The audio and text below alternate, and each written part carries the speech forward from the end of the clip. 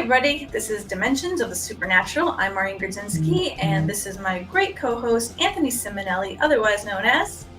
Mr. Forget About It. I'm talking from New York. We got so much smoke, it makes us wear these masks. So I had to put my Hinsdale mask on. So now I'm safe. I'm safe in my house. Yeah. You know what I say to that? Forget about it. Forget about it. You know?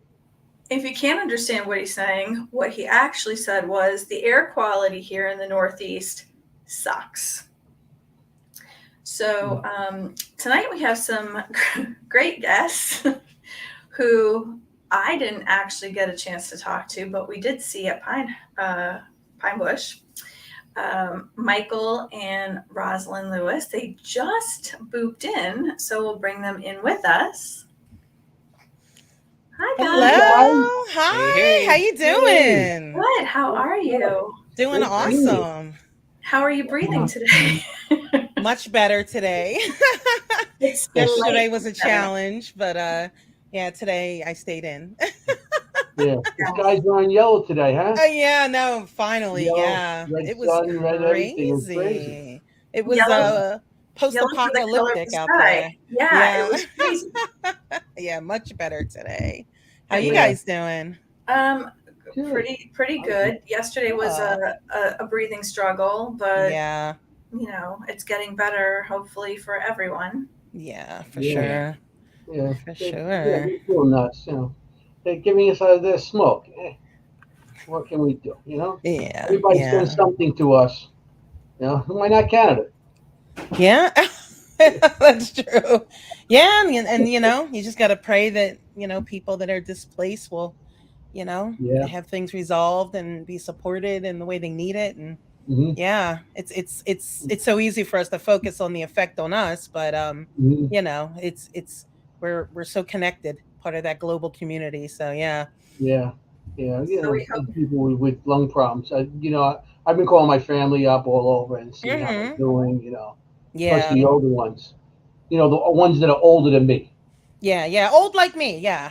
Older you than didn't me. check on me, but that's cool. It's all right. No, I'm good. Hey. Hey, what do you want? I try. You're still on the list. You know, I got everybody on the list. Understandable. I got one phone. He's starting at the top part of the list. Oh, okay. Very close to him. You know, you're not the bottom. I mean, you know, family's usually top for me. You know, I'm Italian, so everybody's family. So you're family too. So I'm sorry.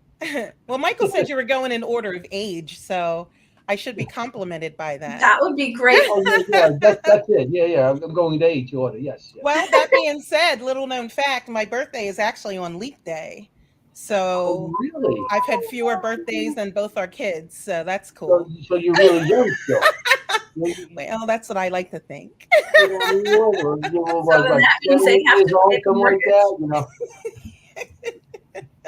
They get to pay the mortgage, the car payments. I'm too young to sign a contract. Sorry. There you go. Take me to court. When you want to retire, you can't. Oh no, I didn't think it through. I was like, wait a minute. No, my birthday's at 28. Yeah. So it's great to have you guys here with us. Thank you. Looks like you have a vibrant community of people in the chat. That chat room is exploding. Super awesome. Hi, everybody. Yeah. Hi, Lourdes. Hi, everyone. Lourdes, hey, what's up, girl? Yeah. Lourdes is my little sister. Yeah. We're always together. Her, me, and Ron's my little brother. You know, Lourdes is one of those rare personalities that I think we all feel like we can lay claim to her as family. You know, she is rare. And the best part is she doesn't realize it, you know, which is what makes her even more special. But yeah, she's a unique person, and her energy is just it just embraces everybody. It's really cool. She's like a magnet. You just get drawn to her. We need more people like that in this community to keep it. That's how Ron got so popular, you know, because Lourdes is everybody goes to Lourdes and He's praising one and smacking the other. Wow. Are you saying it's not Ron, it's Lourdes? Wow. He's got skills. That's how you talk to family. Yeah. That's how we do upside the head. Wow, hey. Get off your face. Hey, You're gonna get booted out of the group. I always get booted somewhere, So how did you guys get started in the paranormal world? Each of you. Do you want to go first or should I? Sure thing. Yeah, well, so growing up, I didn't really see or experience much paranormal or psychic or anything like that. I was a church-going kid, and my older brother, who's 4 or 5 years older than me, he had a good friend who was going to school at SUNY Geneseo, and this gentleman named Jeff Unger was one of the experiencers of the C2D1 haunting, along with Chris DeCesare, who that haunting was focused around. But Jeff, that's who introduced me to you. There you go. Yeah. But so Jeff, who kind of served as like, all this stuff is happening to this guy, let me try and figure it out and to apply the scientific method and make notes and this kind of stuff. He comes back from that semester at school and explains everything to my brother, and my brother Alan was like, wow, all right. He went and kind of got to know Chris and got involved with the whole kind of everything that came after. And so there I am, just a random teenager, and I'm just like, huh. But so by degrees, all that kind of wove into my outlook, and it wasn't like something like it's either church or the paranormal. I saw everything as kind of, over time, like I could weave everything together in my worldview. So, that led to eventually going out to haunted places or, working to see auras and that kind of stuff. So then fast forward 20, 30 years, and I was working. Do you guys sometimes cuss or use soft swear words on this channel? Yeah. So I was going from a event to event as Chris DeCesare's booth bitch. That person who like helps with the money and the merch, and if the talent has to go off and speak or that kind of thing, like keep things running, and sometimes might be the driver for long distance things. So yeah, around that time, like I connected with her, and that's just kind of amplified everything, because there's a partner that we challenge each other, but generally see things through a similar prism, and it's really helped me just to grow and to help find purpose. Mm-hmm. So, and then my start, I guess similar in some ways and a little different in others. So Michael, again, he's from the Rochester, New York area, Western New York. And I grew up in Southern New Jersey, just outside of Philadelphia. So where I got started as a child, I would have premonitions, and they would be when I was awake. They're waking premonitions. Some people have them in dreams, but I did not. And it would be generally something negative that was going to happen to a relative. So it was almost as if I was getting these warnings to help keep people safe. And so, I would tell my family about these things, just this innocent little kid. And, they thought it was crazy, but they paid attention because I started to be right. Things were happening the way I was saying. And so that sort of got my interest into the paranormal. But, I came from a family that didn't really embrace this stuff. I classically have said to many people that my Aunt Sharon, I feel like she kind of defined it the best when she would say, let the dead stay dead. And that seemed to be my family's approach to things that were paranormal. That was like a motto. Yeah. Don't go poking the bear. They believed, but they also believed in the risks, and they didn't want to mess with it. So fast forward for me, back in 1999, so I'm still living in South Jersey, and I was watching, it was around Halloween time, and it was when, the local news affiliates, it was an ABC affiliate, They all want to have their little human interest stories about spooky season. And this particular network, ABC News, was showing, I think it was like Don Pollock's World, if you're from the Philly area. And he was doing a segment on a ghost hunting, ghost investigation group.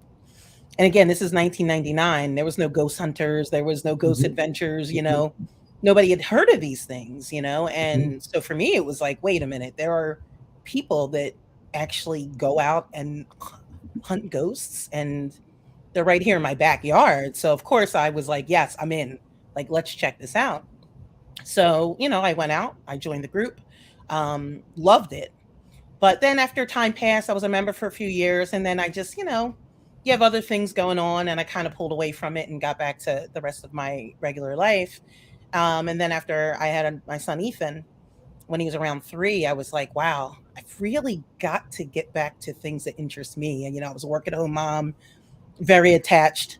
And, it's like you kind of start to lose yourself a little if you're not careful. So I wanted to get back out and do things that interest me. And I thought, man, I really love that ghost hunting. Like, I wonder if that group is still out there. And by now, ghost hunters, people are watching it. So you had more awareness. More and more people were armchair investigators at this point. But yeah, I rejoined my group and loved it and never looked back. So at that point, we were actually a T.A.P.S family group for my area, for 2.5 states in my area. So if you watch Ghost Hunters and you love what they did and you were like, yo, these guys need to investigate my stuff, we were the group in my area that they would send out. So I became assistant director of that group, and that's what I did for years. We were doing 2 to 3 investigations every weekend, mostly private homes, always for free. We never charged for anything ever.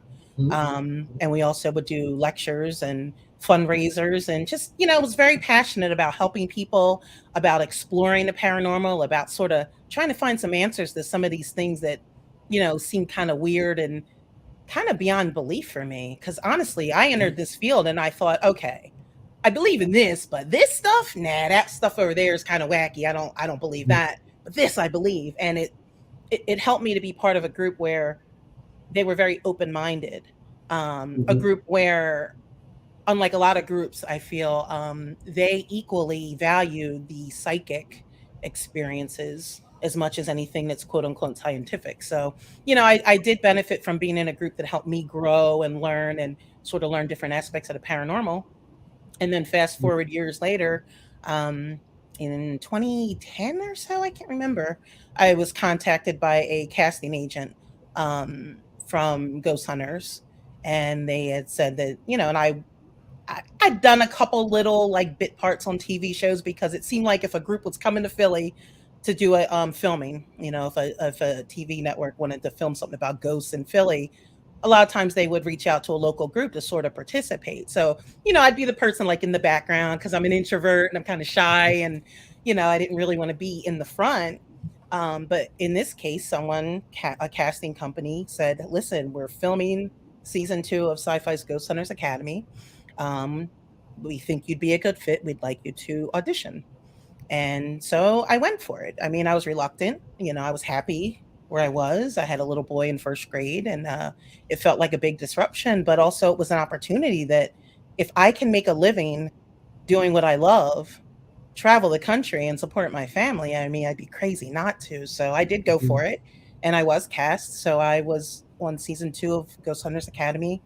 I survived. And if you aren't familiar with it, it's a reality TV competition for ghost hunters. And I always say it's not a competition to find out who is the best ghost investigator, because like, really, how can you do that? It was a competition to find who is the best fit for an existing ghost investigation TV show contest. And I wasn't the best fit. But I did last 4 of the 6 episodes. And then, so even though I lost that, I've often said that I've won by losing, because in a way, I now am able to go out and meet more people and get into the paranormal entertainment side of what we do. Opened up doors, didn't it? Yeah, so many. And, getting to travel the country and do lectures. I've been all over the country doing speaking and appearances, and have met so many people. And that led me to meeting my husband. Chris DeCesare was actually filming a documentary up here in New York, which is where Michael lived and where I live now. and he asked me to be one of the the sort of the paranormal pundits type, to sort of give input during the documentary. So that's what I did. And while I was up there, Michael was helping, of course, because they're friends, and he was helping sort of acting as a PA on the production, and that's how we met. So yeah, paranormal it opened doors, it expanded my life. It's something I've always been passionate about, and it led me to meet my soulmate. I just had to wait till I was in my 40s. So guys that are getting older, don't give up, because we were in our 40s when we met our soulmates, and if the right person's out there for you, don't give up hope. You'll find them, or they'll find you. We've talked so many times about how it's interesting how we kind of all meet each other in the same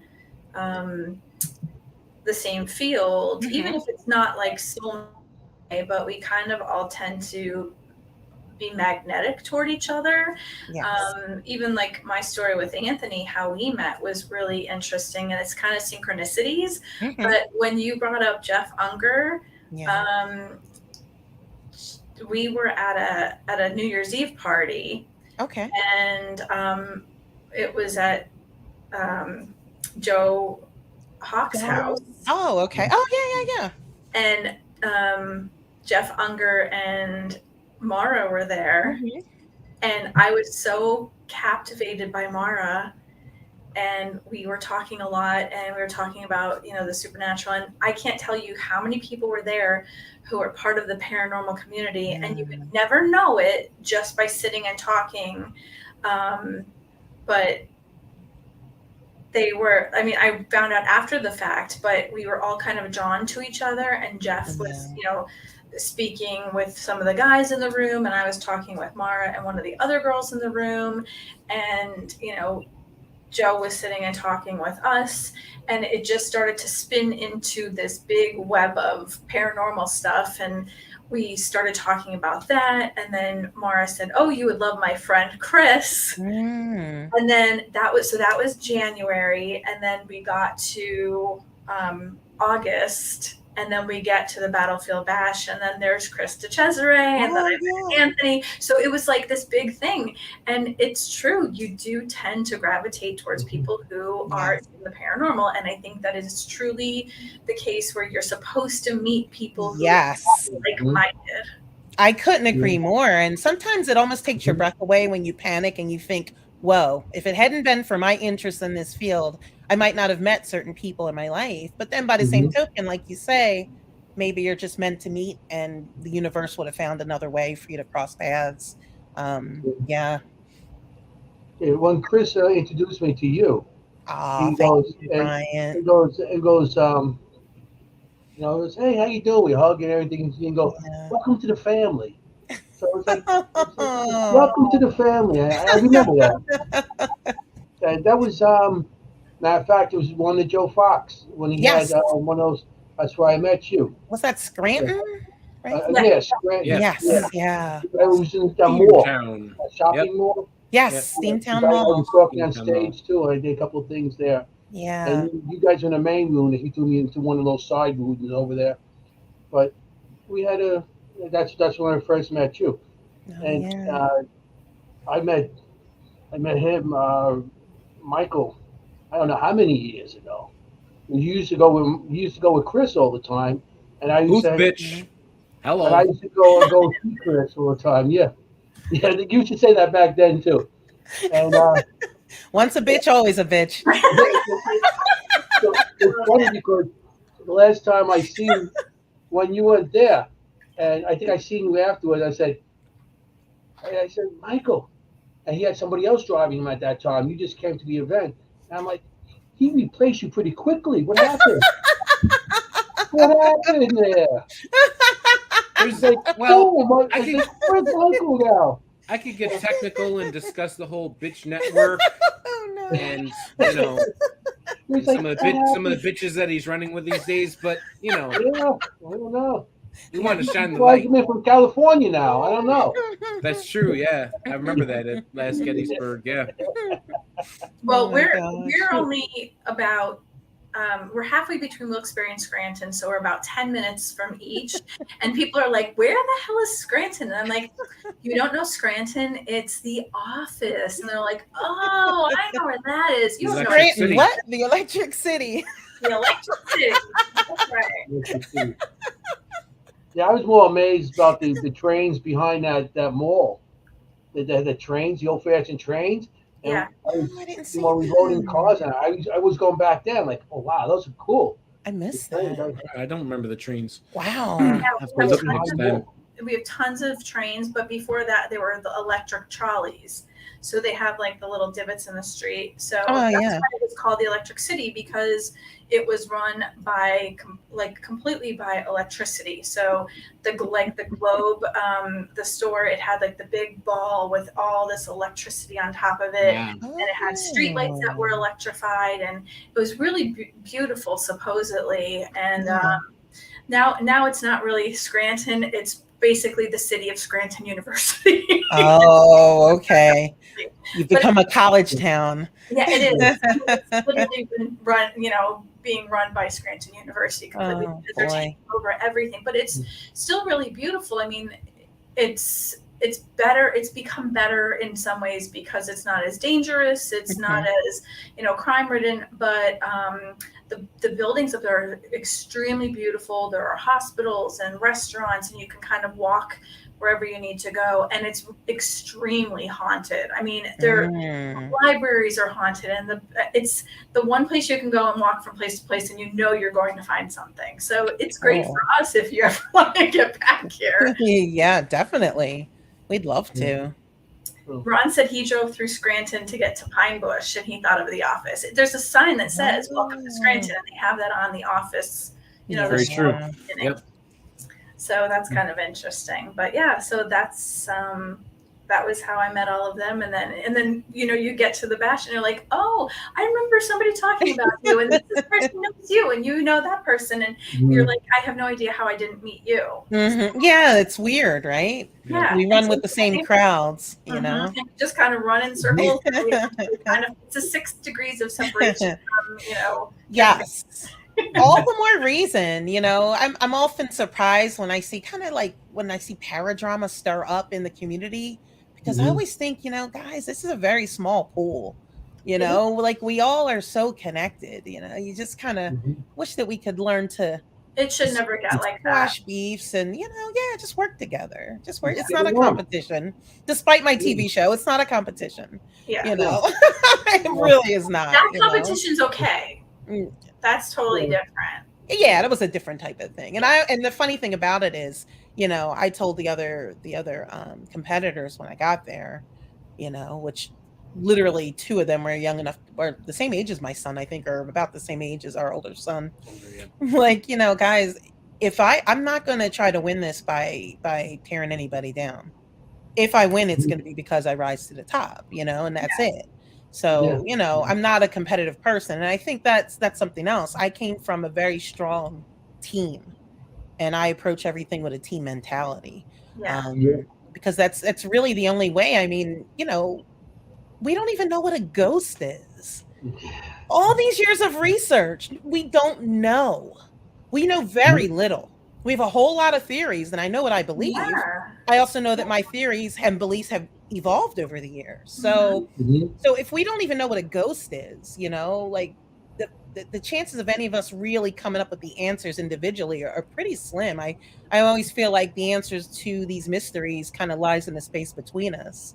And it's only by having conversations, working together, experimenting, that we even have a chance of coming up with any answers. Trying to prove theories and see what each person thinks of it and kind of disprove, and then go from there and trickle down. Yeah. There's only one way we can find out all the answers. We don't want to be there yet. No, not yet. I can wait on that one. Not yet. Get those answers, Yeah. So I know once I do get there, I'm going to mess with a lot of people. I'm just going to go to locations, just sit off their equipment and whisper in their. Am I first, Anthony? So your T-shirt should read "Future Poltergeist." Yeah, just saying. That's a good idea. Everybody should get that. I'm gonna make that shirt, and I will send you one. though it's funny, I mean, not funny, but interesting is that, so when I was part of my group for those years, we actually did have a member who was a passionate paranormal investigator who passed away. And it was sudden and shocking and really traumatic for all of us who loved him so much. But he came to me that night. I didn't even know he had died. Oh And my I didn't know it was Really? him. You know, I'm someone who, even though we're both psychics and card readers and mediums, you know, I rarely see. That's, you know, clairvoyance is not my strongest psychic sense. same. So if I see, I'll see shadows or just little things, but not usually apparitions. Those I've seen only a few. And but that night I was in my house. I was in my bathroom of all places. And you know, I'm just sitting there because you know I'm in the bathroom. And and I swear I could sense there was someone by my bathroom door. And usually, you know, I lived in a house. I've never lived in like a house that's haunted. I've had activity mostly related to things that I'm doing as far as in the field or trying to help people. Or just, you know, I lived in an old house. Occasionally you get the bumps in the night, but I'm not somebody who grew up like Casper. So ordinarily if I'm startled when I'm relaxed, I don't like that. I don't want ghosts popping out and startling me when I'm just got all my defenses down. So I would usually, if something like that happens, I'm more guarded because it's so sudden. But in this case, it's almost as if I sensed it was something benevolent, because instead of being guarded, I was actually straining to see who it was. Mm-hmm. And I couldn't see. I just didn't know, but it was so certain. And then the next day I learned, yeah, our friend, he was actually a chief warrant officer, worked in the Army up at Fort Dix. And this amazing man. And he was at home that night, just lying on the couch with his computer, and he fell asleep and he had a heart attack and died Aww. suddenly in his 40s. And it was shocking. And he did come through to at least two other members the next night. Actually, after I was told he had died, the next night I was in bed and I heard him. So it was like he didn't get through with me seeing him. So the next day I heard his voice. He said, "Behind you, I'm right behind you." And my heart was already so torn out. Like I could not face that. So oh gosh, I didn't look. But that's interesting. You know, you talk about, you know, what we're going to do on the other side, because we say, listen, if anybody knows how to communicate, it's us, right? We know the equipment. We think we know how it works, though honestly none of us really knows how it works, because this stuff is not designed for ghost hunting. But we have a good idea of how this stuff works and how we can get the attention of people that are looking for this. So if anybody can do it, it should be us, you know. Right. Yeah. One of the men on my team passed, Joe McCaffrey.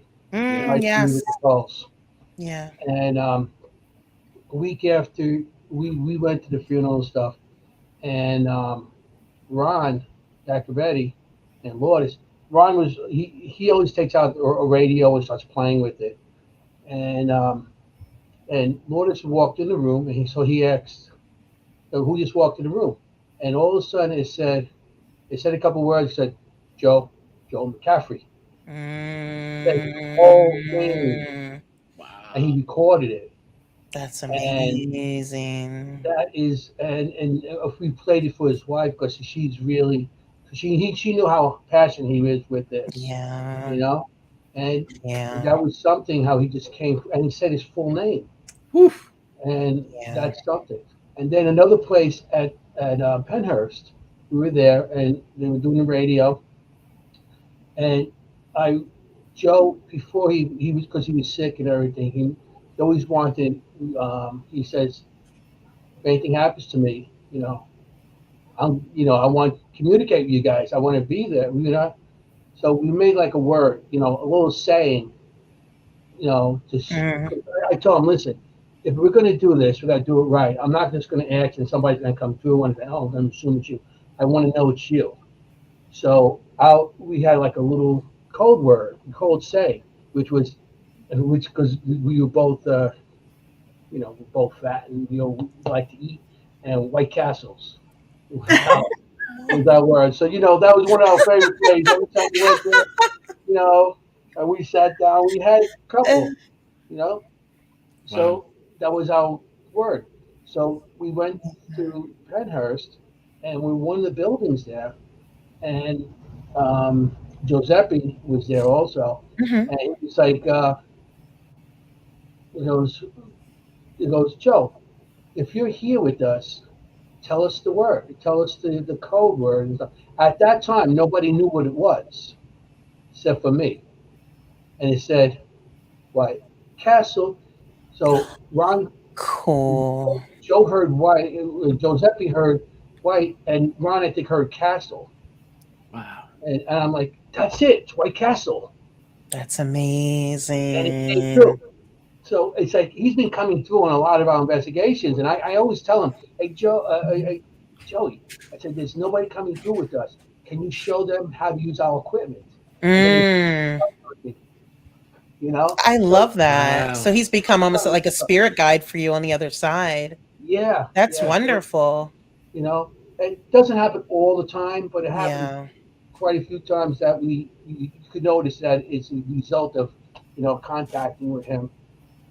So The yeah. beautiful thing about that is he's helping to give a voice to some of these spirits over there who have been, Mhm. silenced, and Yes. he's sort of helping to bring them to a microphone so they can be heard. So that's Yeah. really, beyond the exciting part for us because we're always Mhm. trying to make contact. But yeah, just from a bigger aspect, it's really beautiful. Yeah, it's impressive. Yeah. Yeah, he's being of So, service on the other side.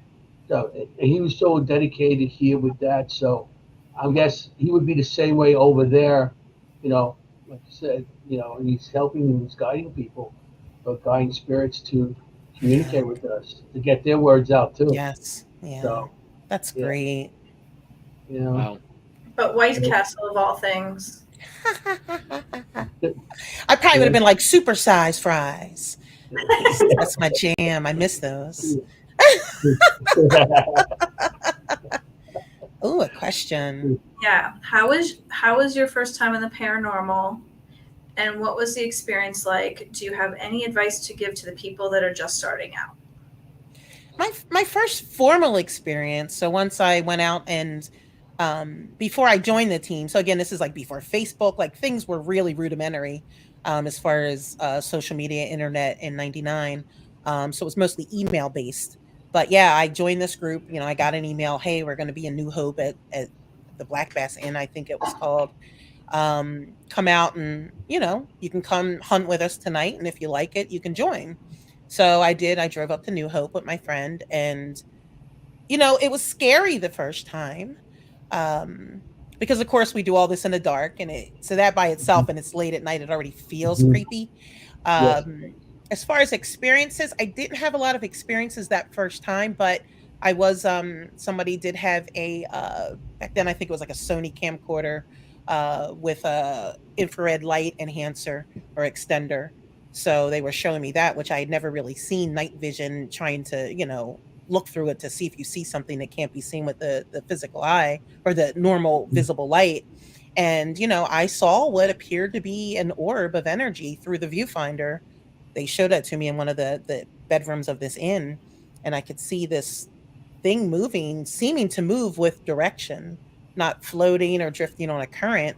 And, it was my first really physical, um, I mean, I don't know if you could call evidence, but what appeared to be evidence of something Hmm. that kind of backed up what I already believed, because I did believe that ghosts existed. So that was my first experience. Do you want to talk about your first? So yeah, I was the youngin in a group that was mostly in their early 20s, and I like I said, I didn't have really any spiritual, paranormal, psychic experiences yet. So my experiences was a lot of kind of watching the people around me interact with things or report things. And so, I'd be part of helping to document. I'd be part of maybe like we were pre a lot of this equipment. It might have been voice recorders and flashlights and that kind of thing. And Hmm. so it took a while to have anything kind of start to happen. So my advice would be to be patient and to know that everybody starts somewhere. And so also maybe try and figure out do you have any inkling towards one of the what they call the clairs? Do you tend to be a more hearing based person or visual person, a knowing person? Because oftentimes that tendency of ours will translate into our spiritual gifts. Mm-hmm. So you might have a chance of seeing, perceiving things from that side of things. So I would say be patient. If you're using technology and that kind of stuff, cool. It can absolutely help us to maybe perceive what's there or to have an encounter. But then the other piece of advice, and this is something that Rosalyn and I practice on pretty much any hunt we go out on, is try some time without any of the tech. Yes. Try going low or no tech. Just sit in that room with nothing going on and see, what are you feeling? Are you are you experiencing emotions that aren't yours? Are you hearing things? Are you picturing something in your head and you don't know where it came from? So Yeah. that can be really, really awesome, and a Yeah. chance for you to start to build the muscles towards getting further down the path. So Yeah. And even but if you're just trying to see, I mean, it's really hard to see shadows when you have so much light and gadgets and things going on. Sometimes the gadgets can be distracting. It's the shadows I've seen the most. I mean, I know you could set up laser grids and et cetera, but my best shadows have been where there was maybe just a little bit of ambient light coming in, and that was it. And people have said to me, well, how do you see a shadow in darkness? Well, it's hard to explain, but if you've never seen it, it's almost as if the shadow solidifies, as if the darkness solidifies in front of you. And I've absolutely seen shadow people. And that's hard to do if there's just too much going on, or if you're busy staring at a screen and you're missing what's going on around you. I mean, Michael and I were out with a group once, and it was a bunch of us sitting in this restaurant after hours. So it's just us, and I'm hearing something physically from the other side of the room, and I mentioned it to the group at large. Like, I think I'm hearing and I'm sensing. I don't remember if I was hearing or sensing, but I was like, I'm getting somebody over on that side of the room behind that little half wall. And like nobody moved. They're just with the gadget. Was that you? I'm like, well, why don't you get up and like, something might be over there. The closer we are to it, we might feel or experience something. But yeah, it's hard, because maybe that's one of the things that paranormal entertainment has done. It's shown us a way to ghost hunt or to get results, but it's not the only way. It should be a component. Yeah. I agree with you, because some of my best evidence, I'm by myself and just sitting still and quiet. Yes. You know what I mean? And I do have my night vision camera, but I don't keep on looking through it. I just keep it in front of me, or I keep it at a distance, and just sit in the room by myself, quiet, and like you said, listen. And because you see out your third eye, you see out, you hear it, and you just feel. And I always say intuition is your best piece of equipment on investigation, because your body is a tool. It becomes a tool. You feel it. You feel a touch. You feel cold. You feel hot. So everything your body does. Okay, a piece of equipment shows it, but and it's great when the equipment.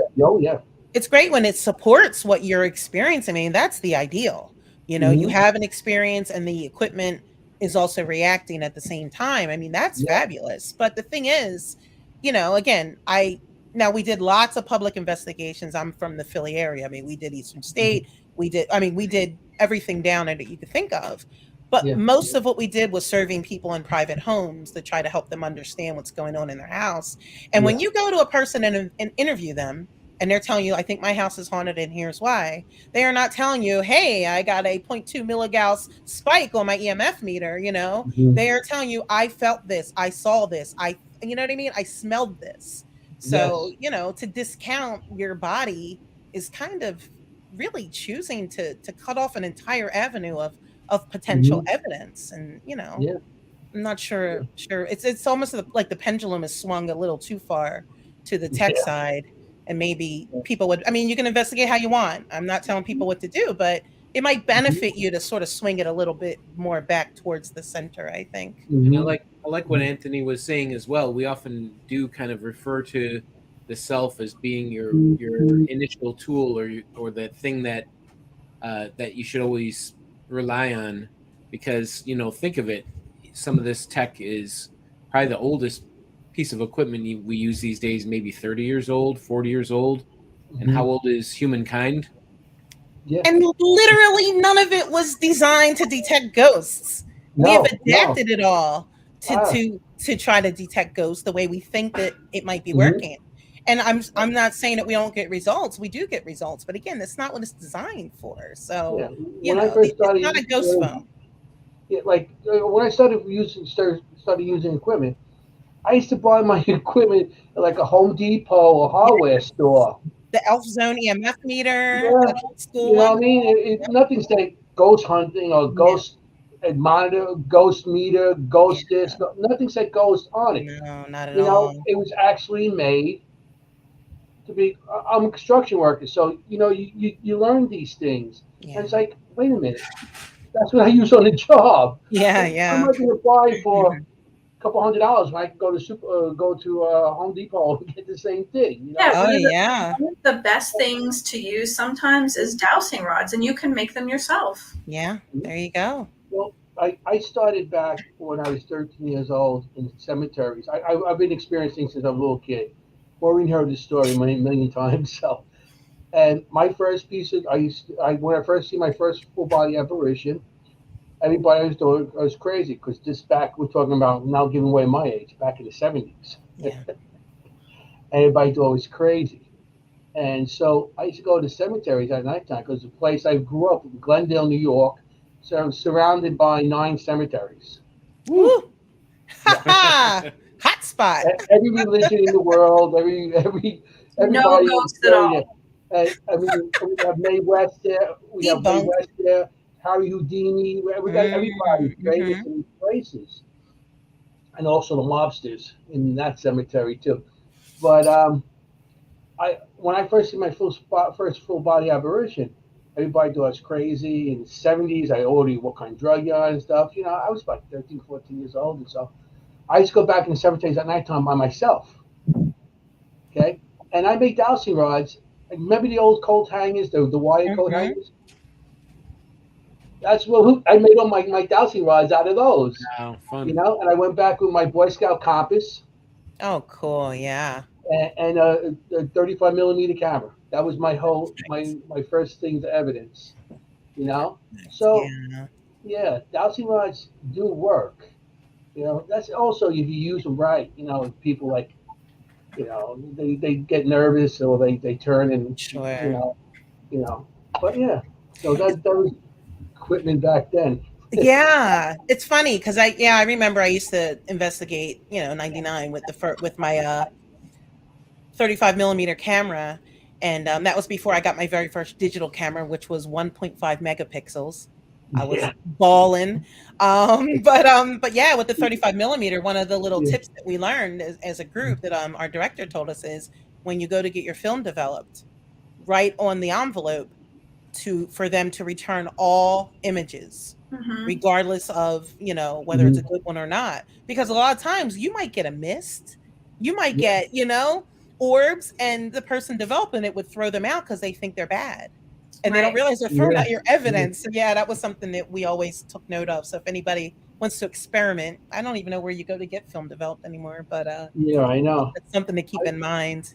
I have because I started my team in '96, and it was 3 of us on it, me, myself, and I. The whole thing was that the arguments were just ridiculous. Oh my god. Those 3 could never get along. Oh. I never won an argument. I lost every argument. So how the hell that happened? And then I stopped talking to myself. That was great. But He still hasn't with this show either. but Oh my God. back then, nobody believed in where in my area because I didn't grow up in a house that talked about it and stuff like that. And we didn't talk about it. Italian house, and the women said, "Oh, we believe you, but keep your mouth shut." All this stuff. So all those years went by, but I used to go by myself to all these different locations. Wow. You're I brave. Yeah. I was not a fearless. brave kid. Good for I you. did all mine. I did all I don't mine. think I was brave. I think I was like loose to not. I mean, I didn't know better. I go to the cemetery by myself at nighttime. It was great. But then when I got older, I got myself a car and everything and drove to locations and stuff. But it was weird how nobody believed Yeah. back then. If you did, you're crazy. Right. They heard you what you did. They're like, "What are you doing that for?" I come from a Catholic neighborhood. I went to Catholic school and everything, so Sure. it was not so nice sometimes. But you do bring up a good point because you got your start getting your feet on the ground in cemeteries. And, someone had asked earlier, Bryant, I think, what would we recommend as a way to get started? And that's one way somebody can easily get started. I mean, number one, it doesn't have to be at night. Now, of course, that's what you did and that's what we've done. And our equipment, much of it works on infrared. It works better at night. However, and it's quieter, but you can go out at the middle of the day to a cemetery and just sit and find some quiet and see what you sense. Run a voice recorder, ask some questions. Wouldn't hurt to say a prayer before you start and try to protect yourself. Say a prayer when you're done. Yeah. So that you Show leave respect. it there. Follows you home that way. Yeah. Yeah. Don't step on everybody. Don't step on no graves. Try to walk around. Yeah. Though these days, my gosh, our older son, he's a minister, and my grandfather was a grave digger. Born in 1900. Wow. Couldn't read or write. Had 7 kids and raised his family as a grave digger. And so he was given several plots in the cemetery down there in West Deptford. And they're all gone now. All the plots are filled up. But our minister's son was getting more and more concerned. He's like, they're running out of plots. Have you gotten your plot? They're running out of plots. And honestly, I hadn't thought about it. We're looking to pay our household. Like, I'm not looking to spend money on it wasn't like a priority. So he got so I guess he fretted about it enough that he finally goes, "Okay, I bought you a plot." He's like, "It's a double decker, but I bought you." Happy birthday! Right? So talk about stepping on graves. My gosh, like we're just stacked now. I'm gonna be like, if I end up there, I'm gonna have another body possibly above me, or maybe I'm lying on somebody else. But yeah, it's kind of funny. It was important to him. I'm like, all right. Or is it happy anniversary? Oh yeah, thank you. Actually, we did have an anniversary recently. But yes. Thank you. But yeah. A cemetery is a good way to get started. Just very, very low barrier to entry to just get out there and just start to experiment. Yeah. I mean, you got to investigate. On the way to work many times, like 5, 6 o'clock in the morning, on the subways in Manhattan. Wall Street. I used to get when I get off Wall Street. I used to get so much stuff, like people talking. I mean, I was going on the train one time, right before the stop. I'm sitting and I see somebody sitting behind me with a red what do you call it, a hoodie on, and just sitting there like that. Yeah. So the train stops. I get up. There was nobody there.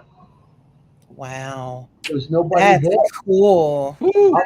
I'm like, whoa. Wow. I said, good morning. And I walked out. You're waiting for Whoopi Goldberg and, it's like ghosts. With red hoodie. Because I was the only one on that train at that time. It's super cool. And it was like, whoa, okay. Yeah, and you see people in the windows and stuff. I mean, it doesn't matter where you are. You could get evidence, anywhere. And if you think about that, I mean, places where there's again, all theory, but we believe places where there's like high emotion can leave an imprint.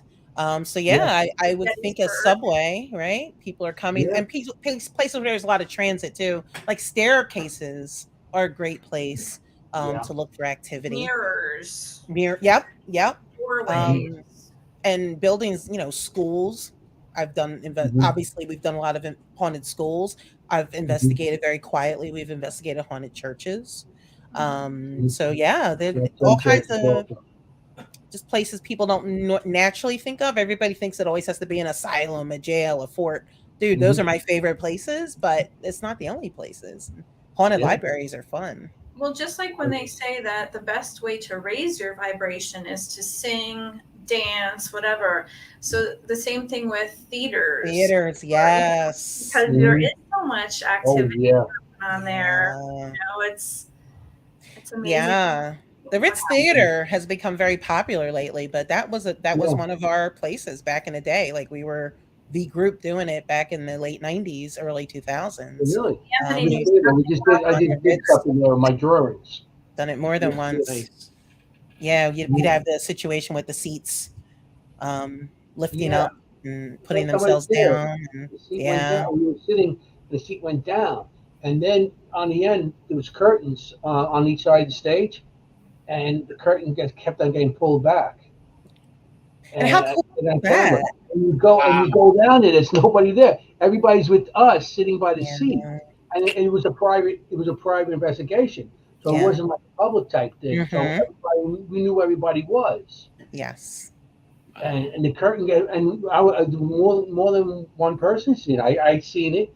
I pointed it out, and then like, oh wow, yeah. And everybody noticed it. So of course I go down there to check it out. Sure. And you want to see where's this curtain going back? Yeah. I thought maybe it was the wind, maybe some kind of airflow coming from behind the stage. Maybe there's a fan on or whatever. But it looked like somebody going like this and looking out. Wow. So it's impressive. Cool. That place is good. Get you guys there. Yeah, Yolanda said antique shops, which is true because it could be connected to the items as well. Oh, yeah. Absolutely. Yeah, haunted items and stuff like that and stuff. Have you had any haunted item experiences, Michael, or anything that you guys as a group have explored? Things that maybe had attachments or anything? Well, not... slightly different stream. It was more like a quasi-religious thing. Like I said, when I was a church-going kid in my teens, my pastor was going to Israel, the Holy Land and all that, and he's like, oh, I was like, man, that sounds like a fantastic trip. He's like, oh yeah, do you want me to bring you anything? I was like, yes. I want a rock from Qumran where they found the Dead Sea Scrolls, so that maybe one of my friends could like woo woo woo. And I didn't tell him that. I was just like, maybe a memento. But yeah, one of my the paranormal spiritual group that I was hanging out with, the Unger, de Cesare, Lewis type people, people were like, oh, okay, what do you get from that? What do you get from that? And it was that type of thing. Like, that's where my head was at. I was like, okay, yeah, can we get a pipeline into what was happening 2,000 years ago and see, maybe what life was like and what was happening at some of the spots. Just feel the energy of it. And then there was another stone he brought back too, from. Do you guys know what Masada is? I've heard of it, but I'm not sure what that is. Yeah. So during the time where Romans were kind of occupying things and instilling order and putting down Jewish revolts and rebellions, the rebels had a stronghold out in the desert called Masada, and it was kind of set up on this huge like mount or rock in the middle of the desert. Well, the Romans, using their engineering, just kept building this ramp, just like filling up dirt and stone, and people inside are watching like, they're kind of going to be able to just walk right in. And so the story is that when when the Roman army rolled in, everyone had committed suicide, but the vibrations were telling a different story when we got the stone from Masada. It was like, no, they were still there, and when the Romans came in, they put an end to that phase of the rebellion. So they slaughtered them but claimed that they committed suicide. So Oh. yeah, I can't really prove any of that, but it was that was kind of what the object reading, I guess, is what some people call that. That's what that's what was happening there. Yeah. Okay. Yeah, that would change history. A little bit. Yeah, somebody had to rewrite the books. Interesting. What does they say? History is written by the victors. It really is. It is. It's weird because I only know a couple people named Victor, so they must be really busy. Oh no! I was because I thought you. Oh man. Oh, maybe. So the only the only item that I actually had from a haunted location, which I never got anything off of, but I was doing a event out at the Stanley Hotel in Estes Park, Colorado, where Stephen King wrote The Shining many years ago. And lucky for me, I would love to be there. Oh, you're heading there, you said? No, that would be my that's on my bucket. I'd love to go there also. It's a good one. I think we did 2 events out there, paranormal events. We had like conventions back when they were allowing you to do this stuff. And I was out there at this one event, and we were out in the courtyard. I was there, me and Chip Coffee, and I can't remember who else was standing out there with us, but one of the shingles had like blown off the roof, and it was like in the courtyard. And I was like, I'm gonna bring the shingle home. It was so ghetto, like grabbing, you can't put it back using scraps. Why the hell not? A memento. But yeah, I didn't take it as a haunted object, but it just was like interesting. I'm like, wow, this is kind of cool. But yeah, this hanging on the wall in the frame now. I don't know what happened to it. No one ever heard that on the show. I didn't do it. I found it, I swear. But it was so random. Yeah. I love it. But no activity. But I did see a comment somebody had asked about haunted objects versus cursed objects. Oh. Yeah. Haunted objects versus cursed objects. Yeah. So. Yeah. I mean, I will say that it seems today that, there seems to be a disproportionate number of haunted and cursed objects that people are coming up with. So I don't know how much of that.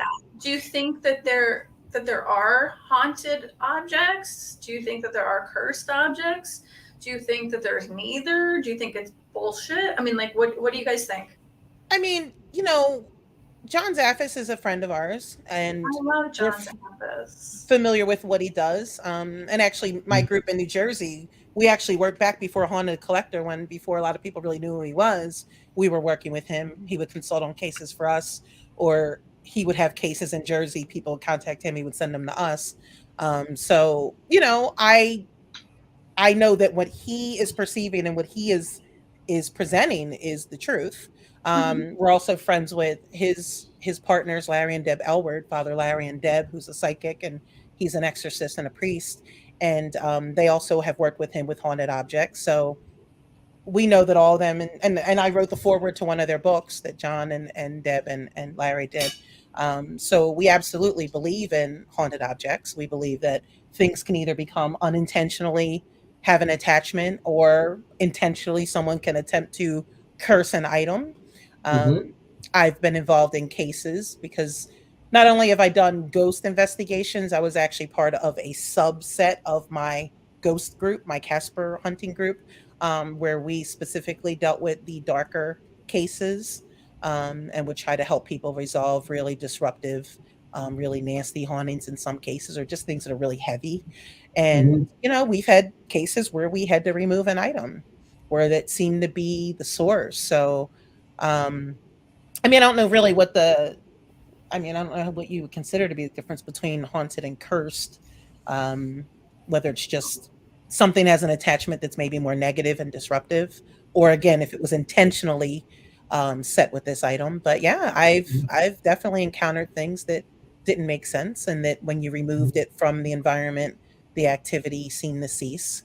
Now these days, it feels like, I don't know. Some of it feels like sensationalism. Um, I'm not saying anything or anybody in particular, and I'm not saying that to be like, well, wink, wink, nod, nudge, nudge. Like, I have no one in mind. But I do think that whether it's because we as a group are putting so much attention and focus on that, maybe we're creating tulpas, maybe we're creating thought forms, maybe we're manifesting activity around items. I will say that, I mean, I don't know if you've had any experiences with items like that. I will say that I had one negative experience with an item. It was so friggin' random. All right. Random, right? I was we were doing a paranormal fundraiser out at Ohio State Reformatory in Mansfield, where they did Shawshank Redemption. Okay. And this was years ago, probably 6, 7, oh gosh, longer, right? 10 years ago, maybe. And so they had rented a house nearby for like the people, like the speakers that were appearing. So we all shared this, like, kind of like a, just like a, what would you call it these days where you rent out your house? What is that? Airbnb. Yeah. Before there was Airbnb, it was like an Airbnb. So there was like, I don't know, maybe 8 or 10 of us out there. Brian Cano was there, Jason Gowan. And they had a haunted statue. Somebody that was there had a haunted statue, and it's really popular.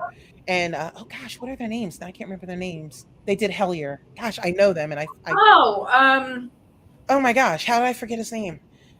Greg.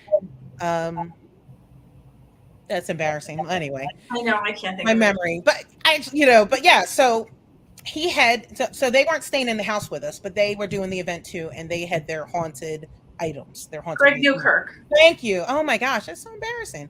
And so Greg Newkirk was out there, and he had his haunted. It's like this little black wooden carved statue. I think his name is Billy, and I just got a bad vibe from it. They had other haunted items. I didn't touch them because, again, I don't like to like poke the bear, but I was interested. And then that night, were they staying with us? I can't remember now. That night, after I sat with Billy and I sat next to my friend Jason Gowan, who had been on Extreme Paranormal, he had Billy on his lap and we did our group photo. And I was like, nope, I ain't touching it. Keep that away from me. But I was fascinated by it. Well, that night, Jason and I had rooms. We had, we all were like bunking, and our room had multiple beds. And so he and I were in the same room. And he said that I woke up screaming. He said, Roz, you sat bolt upright screaming. And then you went back to sleep. And I was like, what the hell? So I don't remember it. I remember being awake, but I don't remember screaming. But he was like scared.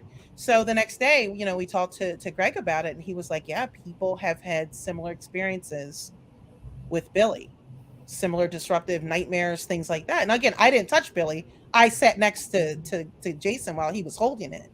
But yeah, so, I can't say definitively that was because of Billy, but I've never done that before. I haven't done it since.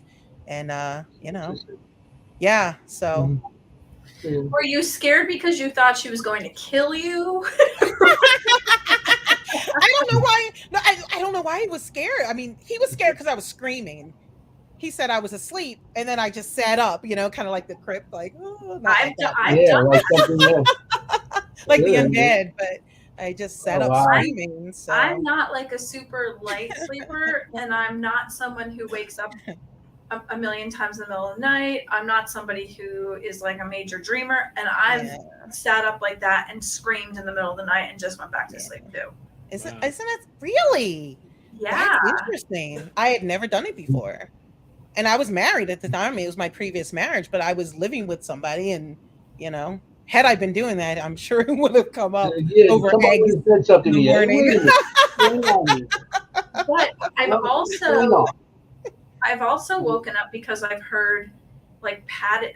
it woke me up because I heard padded feet walking up the stairs, and then there were beings standing at the top of the stairs. And I've told this story during other shows that we've done, and they were like, one was 3 feet tall and one was 2 feet tall, and it was not translucent, not opaque, kind of a combination of the two. Didn't have really a face or anything, but it had like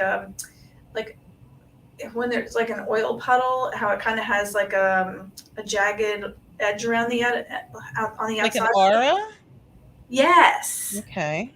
It was like that, but it was weird because nothing really wakes me up like that. I mean, I could sleep through, a roller coaster. Wow. And this padded foot sound woke me up. I remember hearing it. I remember laying on my face, turning and seeing these things standing there. And I just kind of like flipped over and looked at it. And then the other thing appeared next to it, and it didn't make me afraid. And 2 nights before that,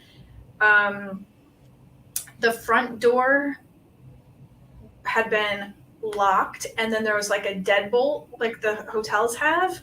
It opened, and cold air was rushing through. It was in the middle of the winter, and my husband checked to look to see if it was open, and it was wide open. And a shadow figure darted up the stairs, and he looked, and the thing was gone. He didn't come to check on me, but he checked the door. Well, you're on your own, lady. I'm Paul. I'm shutting the door. Closed the door, relocked it, and sat back down with his chips. What are your thoughts on the little one, Michael? Do you mind if I pull some cards for you, by the way, as we talk about it? Please do. See if we can come up with any answers on it. I don't mind. What do you think? Are you getting any sense about?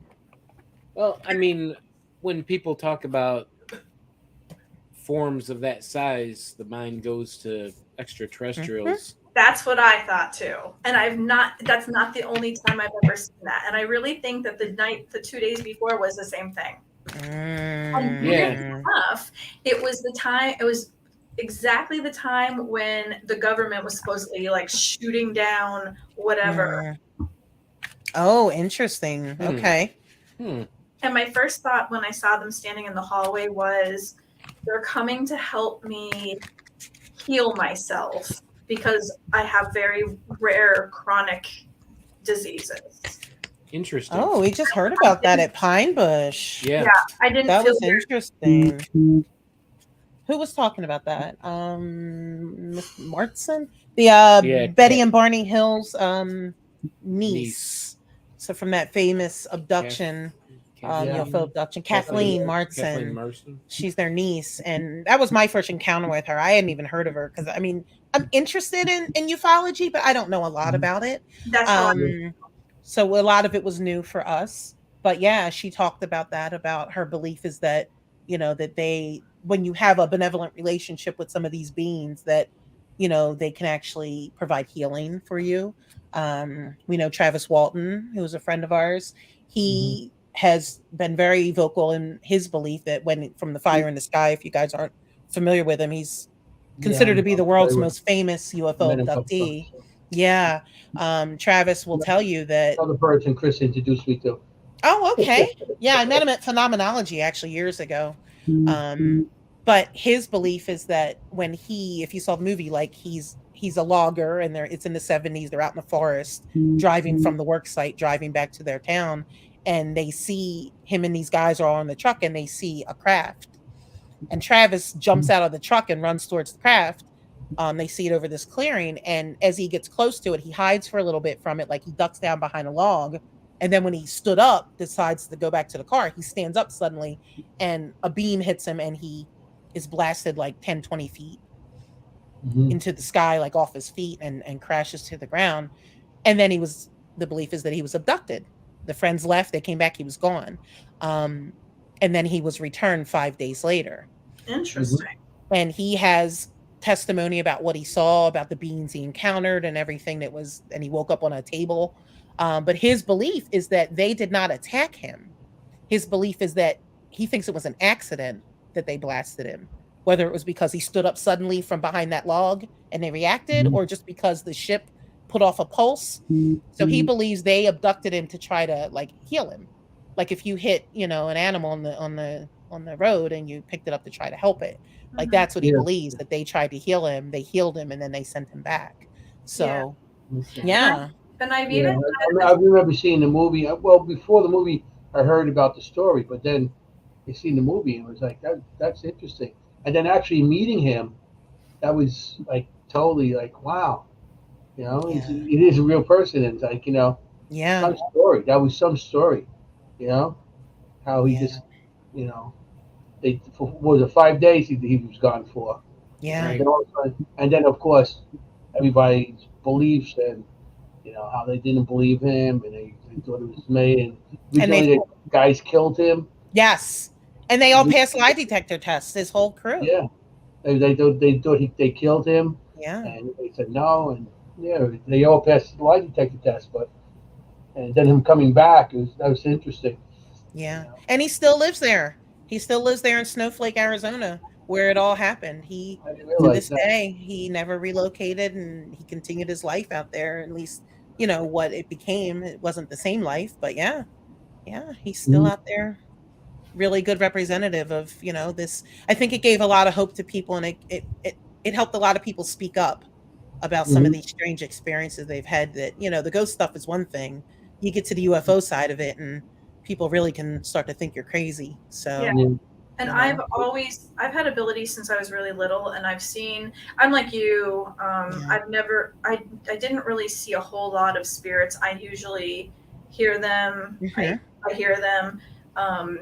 I know what's going to happen, like that kind of thing, but I didn't really get into alien or extraterrestrials or, UFOs or UAPs or whatever until recently.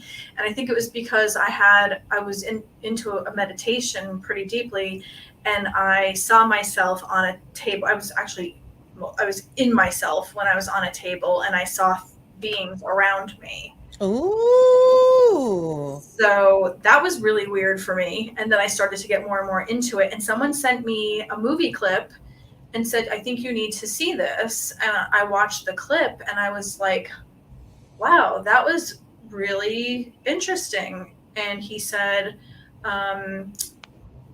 thank you. That was my movie that I did. And I thought that you needed it. And I was like, well, are these true abductions? And he said, yes.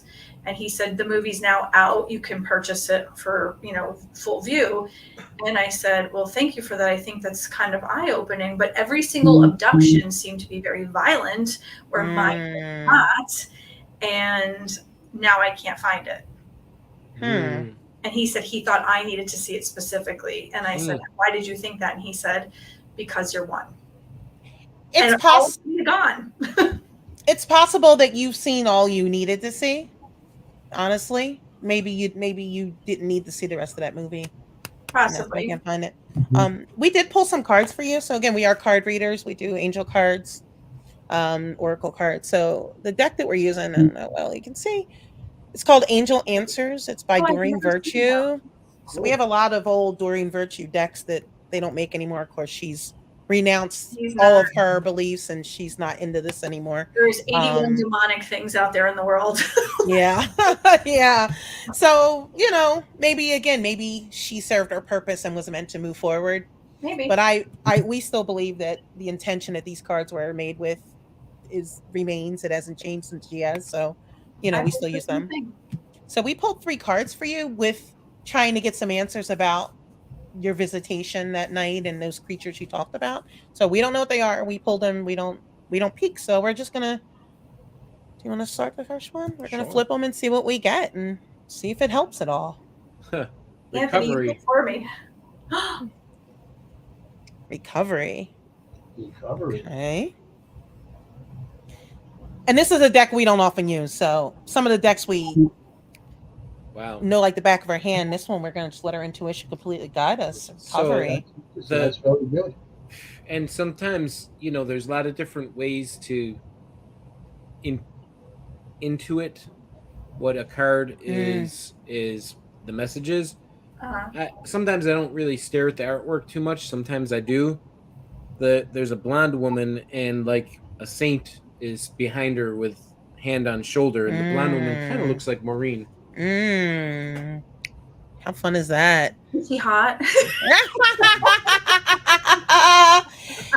It could be Jesus. Or a saint. Interesting. We're going to give you a picture of this too, so that we'll send it to you. Thank you. I appreciate that. Afterwards. I mean, it does look like like he says, she's being supported by whoever is standing behind her. And is it Anthony? I can't see who's behind her. Where is it? Oh, okay. Oh, yeah, he's right above her. Like coming out of her crown chakra. So that's very positive. Now, recovery could also mean, again, different variations. It could be referring to recovered memories. So things that have happened have been suppressed or layered under layers of just for self-protective, or because it wasn't the right time for you to have this knowledge. It's possible that as you continue with meditation, as you continue with the intention to understand and learn more, that you might find these memories start to come up, and you might actually get more illumination into what you've experienced. Number 2, we have 3 cards for you, so this is 2. Is this okay if we go through these? Yeah. I don't want to. Okay. That's cool. Nobody ever reads for me. I'm usually the one doing. Oh, that's so funny. Oh, great. That's cool. Within the next few months. Ooh. Oh. Interesting. So again, this deck is called Angel's Answer. So in a lot of ways, they're kind of on the nose a little. They're very focused. Yeah, to like give you an answer. This is Doreen Virtue and Radley Valentine made this deck together.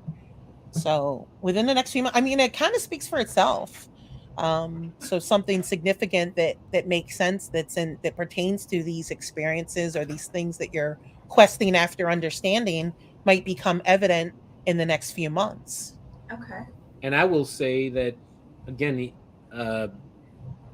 some may say it's an angel deck, like that could only be like on that one specific thread, but to me there's a bunch of beams shooting out of like a angelic throne, but the sky looks almost like a mothership. It's like all these gorgeous colors and kind of like, again, this might not be the best way for people to see it, but like all that area up at the top of the card kind of caught my eyes, like almost looking like a mothership. So food for thought. Yeah. All right. And number 3, there's something better. There's something better. Very interesting. So, that could mean that the next phase is actually going to be an ascension of sorts. You've brought all your experiences, these things that maybe have happened, maybe it's not alien stuff. We don't know. We were trying to get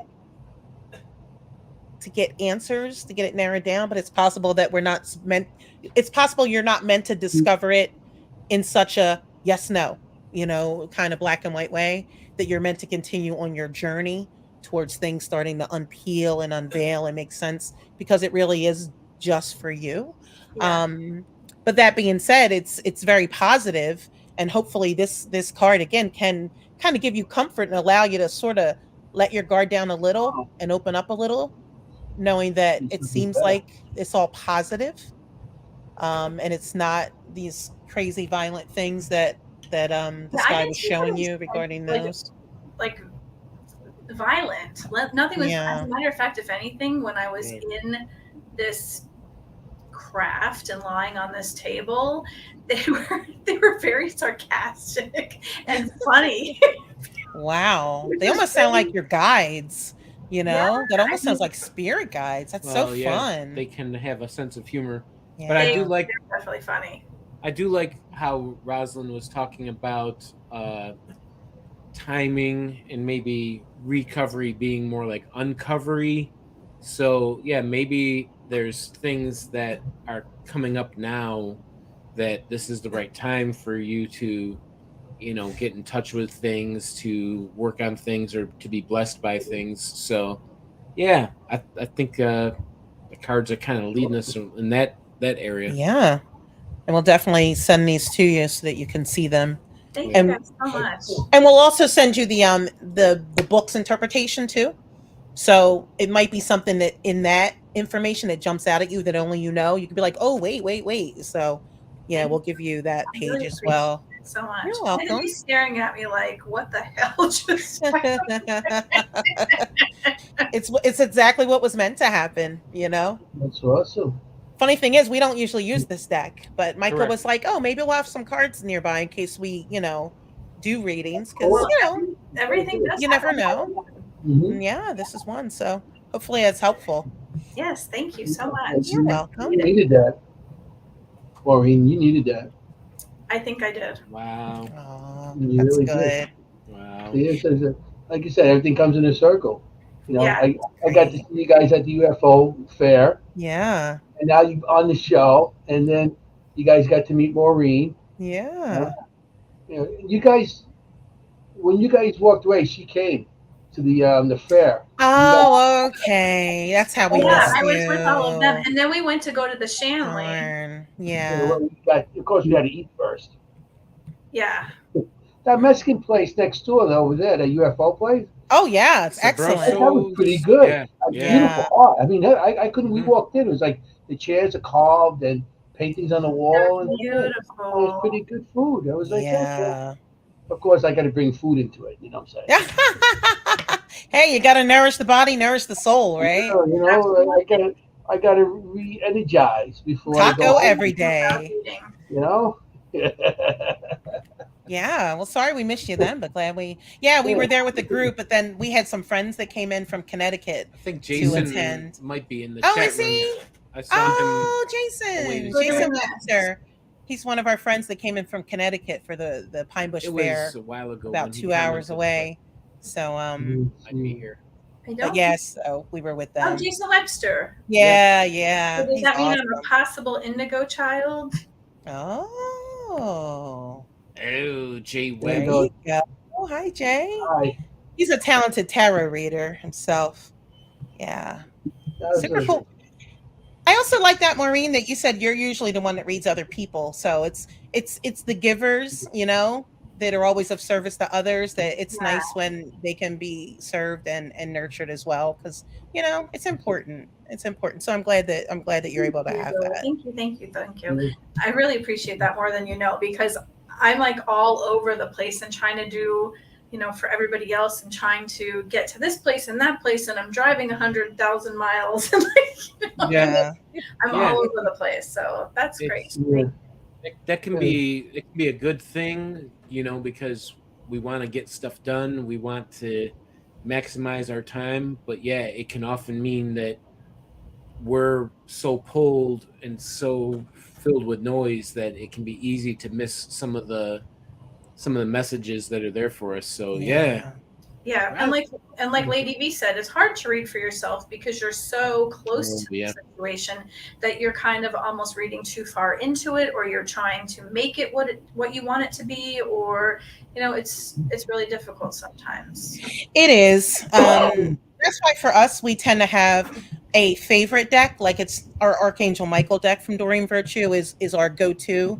So when we're at home just doing readings for each other or for ourselves, the Michael deck is what we tend to go to.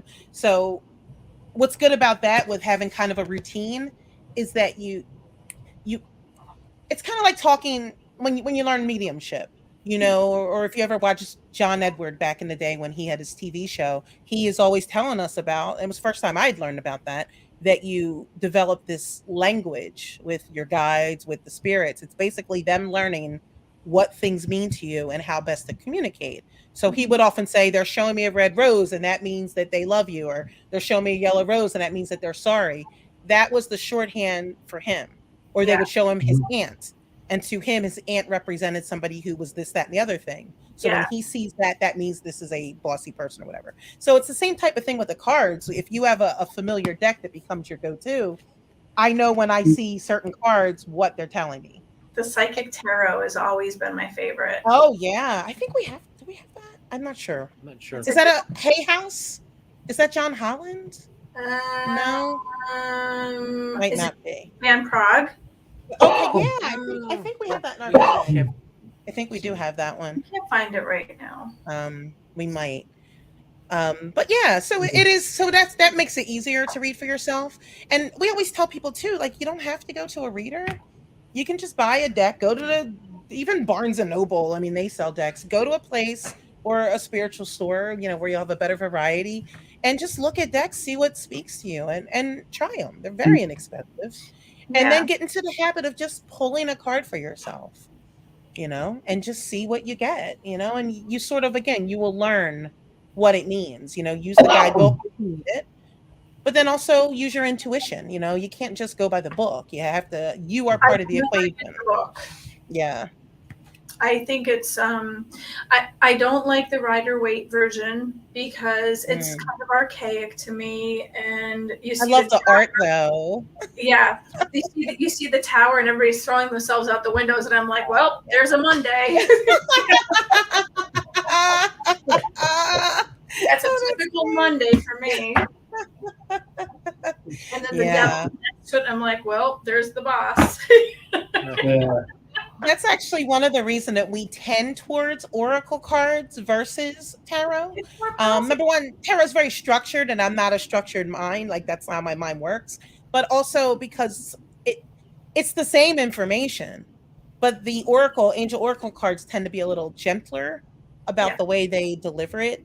So, sometimes people are more receptive when it's gentler, but it depends on their personality. Some people give it to me straight, hit me with it. Give me, they want the in your face kind of stuff. So it just depends. But there was a set that I saw that I really loved, and I think they were called the Housewife Tarot deck. Oh, that's great.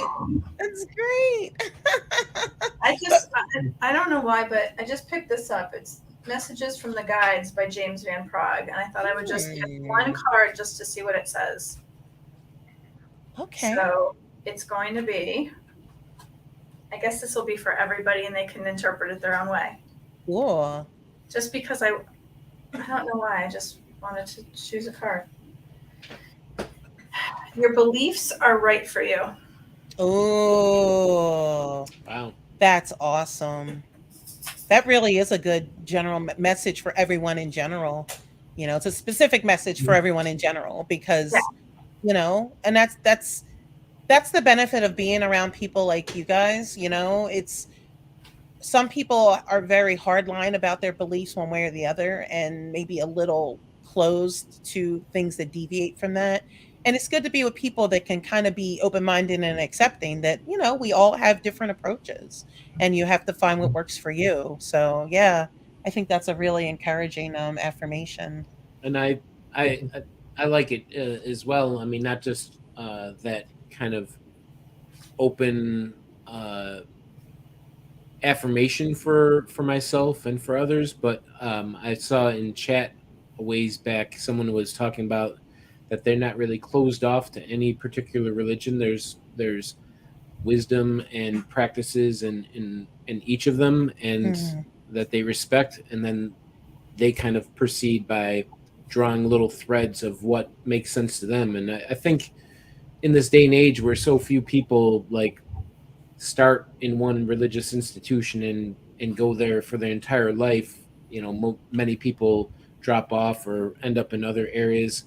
So I think that is maybe kind of like the modern mindset, but I do especially like if people still acknowledge that, even though they might not still, practice one of the faiths that they grew up with, that there was value to it, or that it gave them something that they carry with them today. Because I think that just feels more natural to me. But then again, I talked about how I started off with all this. Once the paranormal got introduced, I was like, oh, okay, well, I can kind of see how this would be, or how it reminds me of maybe some of the miracles that happened back in the day, or maybe some of the things that saints were able to do. So I was like, oh, all right. So it kind of wove together for me. So yeah, that was really nice card, Maureen. Yeah. With the religion, I believe the same thing. Was growing up Roman Catholic, they believe one thing, and like you said, you got to keep your mind open. especially with the paranormal, because I mean, there's so many different ways you could go about, like crossing over or anything.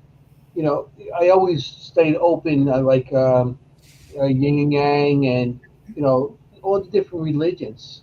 So yeah, that's you guys stay open minded, and everybody has their own belief, and and spirit's not all one. They're not all one religion either. Yeah. Good point. You go in, it's like, I go in with, I say a prayer from it, and the Catholic prayer, the the prayers, and they might be Jewish, or they might be, there might be Native American. You don't know, and so whatever the beliefs you have, especially with the paranormal, you have to be open minded to everything, and just go with that. Mm-hmm. That's Yeah. how I feel.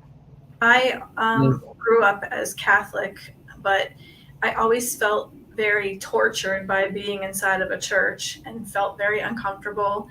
And it was very difficult for me to believe that there was some big dude up in the sky that you couldn't see. And it was hard for me to believe that there was something there. So I kind of like rebelled against that. And then I thought that I was atheist, I guess, but then that meant that there was nothing there. And how do you get something from nothing? So my mother kind of forced me to go to church, and then it just made me hate things more. So I finally realized that I don't have to believe what she believed or what my father believed. He was Protestant. Mm-hmm. So I kind of took a little bit of everything that I really loved, and I kind of figured out that there is a source out there that is greater than us. It could be aliens. It could be, God, Allah, Buddha, whatever. And I just figured I don't have to make a decision and know exactly what it is. I could just figure it out later, or maybe never figure it out at all. But I am kind of very scientific and analytical and logical. But there is something greater out there. I know I am definitely a witch. I do spells, and it's not dark magic that I do. It's kind of grayish. I think that you have to have dark to get light. So I just kind of do my own thing, but I take the most beautiful parts of all of everything out there, because I do love nature and I follow the do no harm for the most part. And that's just I follow do no harm for the most part too, but when I'm in traffic, road rage. I stop wishing well on everyone. Michael blesses everyone who cuts him off in traffic. I don't. He says a prayer for him. I'm like, well, he blesses them because of you. I know. That's perfect. Cancellation. Take it up. Now he's gonna bless them for I guess he hasn't sat 2 hours on the George Washington Bridge. Oh boy. Yeah. Everybody goes from 5 lanes into 3. See, I just can't get there. Oh my gosh. Wow. The attitude changes a little bit. My wife says, you're different when you drive. It's because suddenly I'm surrounded by idiots. Yeah. My family's line is like, you can't fix stupid. You just can't fix stupid. Oh my gosh. That's on the road. You should bring your cards and you read your cards as you're driving and see the best direction to go. Oh my gosh. If that would work, I would take them to the grocery store. Like which lane? I always pick the wrong lane. Yeah. You don't need a GPS that way. You have to use your intuition. Yeah, no. Yeah. I feel like I'm being taught a lesson every time. Like I'm being taught that I need to be present, because as much as I want to zip, zip, zip, I'm usually kind of stuck.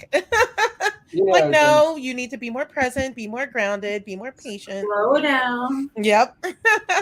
So my intuition leads me to the wrong thing because it's the right thing for me, and it sucks.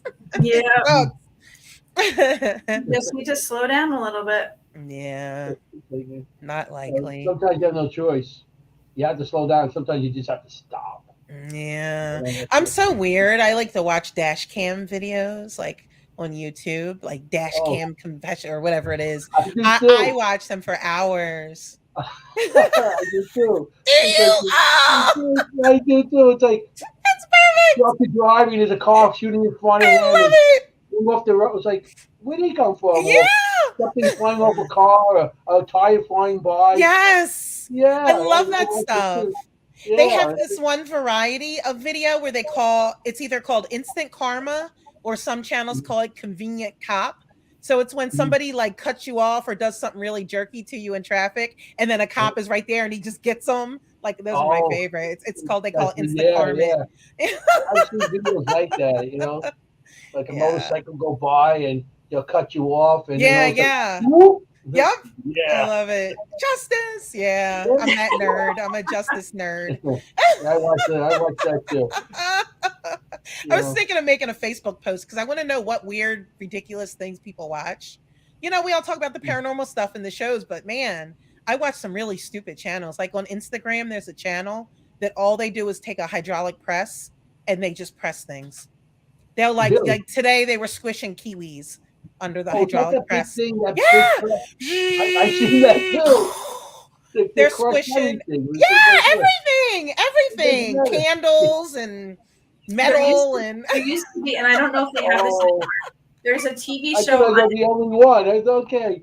There's a TV show on how they used to make things, and they would show how they made sneakers and like how they took each thing and how they put the laces together and whatever. Yeah. And I used to sit for hours like, that's so cool. Yes. And I thought to myself, what a waste of like a whole day. But now you know how to make those things. Yeah, and that's the thing. You know how to do it. Hey. How cool is it that someone is tuned in from England? That's awesome. Oh, fun. Hello. We are part of ERRT Radio and BB3 TV, so that's in the US. And then we are also broadcasting in the UK through UG Media or the UGG. Oh, so we do have people that watch us in the UK. Oh, super cool. Yeah. So we're broadcasting in both. Man, international. Yeah. We're global, baby. Wow. Andy. Okay. Andy is making. He's making these pictures of me with, you guys can't see them, but he's making pictures of me sleeping with aliens in my bedroom. And I have to show you this. This is actually really interesting. I don't know if you can see this. Oh, Lord. Can you see my. That? Oh, yeah. Yeah. Oh, no. Oh, that is the wrong thing. That is the wrong thing. That's nightmare fuel. I said, is this me with the aliens? And he said, I create them using AI, using your description, which is awesome. Oh my gosh. I would never sleep. Yeah, I'm gonna print these and put them in my. See, it doesn't bother me though. That doesn't. I'm not afraid of anything, which is amazing. Oh, that is. I think we've seen a couple of those aliens this weekend. Yeah. I can't say I'm not afraid of anything. When we went to the Shanley, everyone was sleeping on one side of the Shanley, and I was put on the other side. And let me tell you, I slept with the light on. Oh yeah. And I stayed up as late as I could, and I finally passed out. And it was Tracy terrified me. She took me to the third floor. Oh. That floor made me super sick, and something there told me it was coming for me in the middle of the night. Hey, that's just a bully jerk. He shouldn't have done that. Well, yeah, Anthony, he didn't come for you, did he? He's probably just talking smack. Think so, but who told me that they were coming for me actually choked Anthony when he was there. Oh, okay. They really were coming for you. Yeah, okay. A couple of years ago, I got choked out in that same room. Yeah, and I think Dennis also got choked out there too. Oh my god! I got choked out until somebody pushed me up against the wall, and it was in front of everybody. Wow, he's a bully. Yeah, it sounds like it. Did you have any negative experiences there? Anything jump out at you? We were there shooting movie footage, and we didn't stay all night when we were filming. I'm trying to remember. I think we might have been invited before we did some filming to come and spend the night. I don't think we went too high up. Probably just on the side with the regular like apartments and hotel rooms, not the bordello side. Okay. I stay in the bordello all the time. Okay, yeah. But it was interesting. We were this was when Sal Nicosio was the proprietor, and so he kind of was giving everyone a quick walkthrough, and we were on the second floor in that wing, and I was kind of like bringing up the rear, and yeah, the door behind me like closed, and there was no one there. Ooh, yeah, I love that. And so when I told Sal later, he was like, "Oh, well, they're just giving you a little greeting, like to let you know that they're here." And I was like, "All right, yeah, it was pretty tame. You just, you're walking out of a place, boom, you're 10 feet away, and the door just closed on its own." Yeah. The second floor, each room had its own little vibe to it. Correct. Yeah. Yep. So the one room, it had a very dominant male feeling of like walking around with his shoulders back and very strong. One room had a very female-esque type feeling, and another one had a very like sick feeling, very frail and fragile lung type of like heart lung feeling. So we went through the whole second floor, and then someone else showed up and they said, "Did you show her the third floor?" So they went back up and they opened the third floor, and I went like this. Oh my God, who's out of here? And she said, "Funny that you should say that because someone was pushed out of here." And I was oh, wow. Shit, like this, I actually felt the person fall out and smash their back into like smithereens. It was bad. When we went in, every room made me feel like I was like this. Like every room was sicker and sicker and dizzier and dizzier. And then she's like, "Okay, so you're going to be sleeping on this part on the second floor down the hall from everybody else." I was like, wow. I'll be there, but I won't be sleeping. Yeah. So I slept all the way down the hall, like across the stairway and around the bend. And all night long, I heard doorknobs being chick, chick, like clicked, like somebody was walking down and checking each doorknob. And I was like, "Oh my God, is that him? Is that him? Is it like someone checking to make sure that everyone's sleeping?" And then I kept hearing ding, ding, like an elevator hitting every floor, but it was the front door being open. And no one was awake at that time. Yeah, that's cool. If somebody walks by that front door, it goes ding, and it shuts. Yeah. So every time somebody goes through, they pass there. And I'm literally like this. That's cool. Maureen did not have a good night. Bad. Like I slept with the light on the nightstand or whatever. I turned the big light off.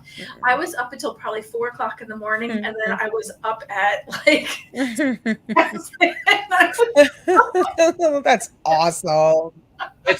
But see, that's the funny thing, though, that people that don't do a lot of ghost investigating don't seem to realize is that what scares us the most isn't the activity in the moment.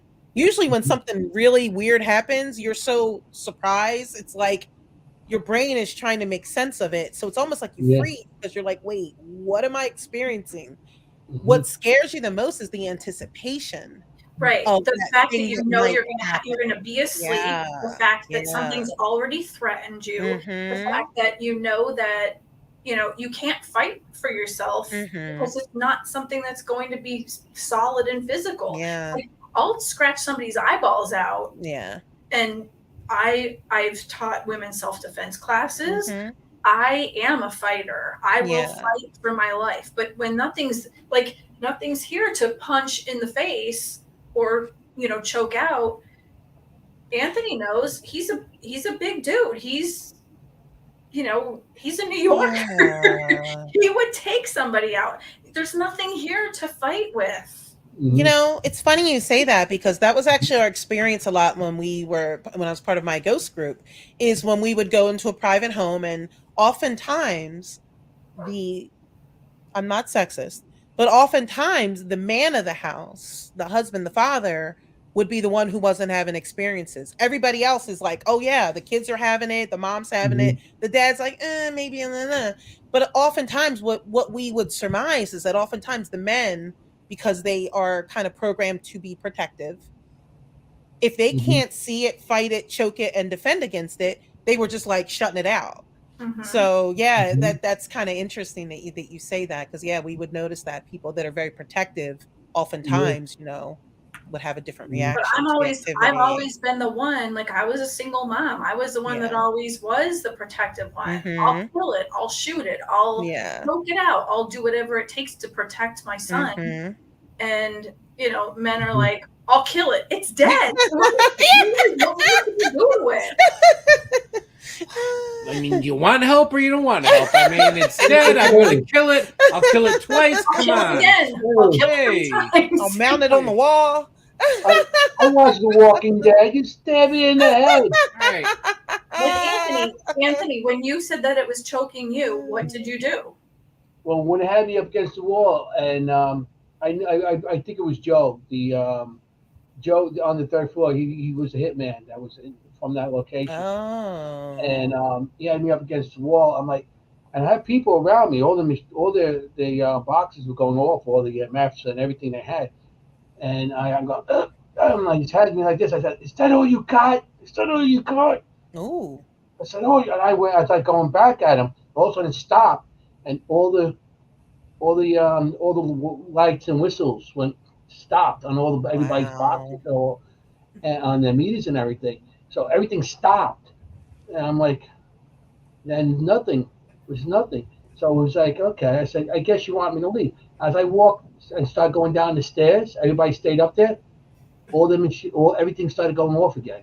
Oh wow! So that's what it would have been, because that room was above me. I think he, whatever was there, felt that I wasn't going to back down. Yeah. You know, even though I was scared shitless, you know. Yeah. But you know better than to show them that. Sure. So yeah. And then when I came back up, everybody, and I just wanted to test it. So I came back up. As I walked back up, I walked in the room, everything stopped again. See, now that's another thing that I find interesting, because when we would help people at private homes, that's when they started calling him G Blocker. If we came out and did an investigation and we got no activity at all, like nothing, we would automatically schedule a follow-up investigation, because sometimes, like you're saying, you will get something that will artificially suppress the activity, because it's like trying to cloak or trying to hide and try and wait for you to leave. So if that's happening, it could be an indication that something's a little negative or aggressive or just a nasty human. So yeah, we would automatically say, all right, we're coming out again, just to try to really see what's there and help the people out. So yeah, very interesting, your experience. Well, that was one experience I have through the years too. I always I say this all the time, and people disagree with me, but I always find out women get the best, like EMFs, EVPs, and stuff like that. Every time I go, and maybe because it's the woman, maybe they could tend to a woman more than a man, because like the motherly type of thing or whatever. But I always seem to, some of the best evidence women get. That's interesting. Yeah. I will say that more like EVPs. Like, I mean, really, EVPs, women seem to always get that. I've never noticed that. I mean, it seems to be more, even though TV shows it the other way, in my experience, it's always been more women in the field than men. So I don't know if it's just a numbers game. Though TV would make you think it's all men. But my groups have always been mostly women. That's interesting.